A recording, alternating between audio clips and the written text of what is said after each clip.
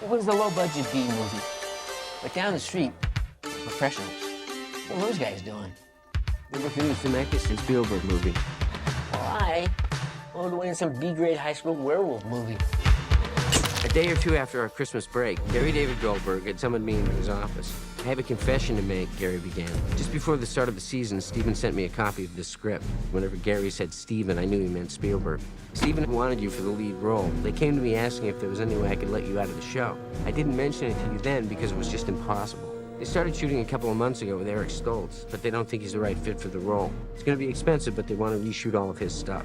My head was spinning. Anything else? The deal was made. Teamster driver would pick me up at 9:30 a.m. and take me to Paramount, where I would spend the day shooting Family Ties. Think you can handle both jobs? Then at 6, another Teamster driver would pick me up and shuttle me to whatever far-flung location we were based at that evening. Are you telling me that you built a time machine out of a DeLorean? I would work on the film until just before sunrise. At that point, I'd climb into the back of a production van with a pillow and a blanket, and yet another Teamster driver would take me home again. I'd catch 2 or 3 hours of sleep before Teamster driver number 1 would reappear at my apartment, let himself in with the key I'd provided, brew a pot of coffee, turn on the shower, and then start the whole process all over again. Oh, that's my route. I gotta be in early today.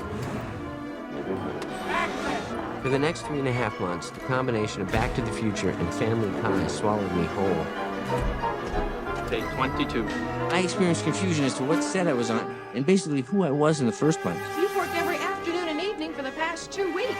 How could any of this shit be any good? I smashed my head.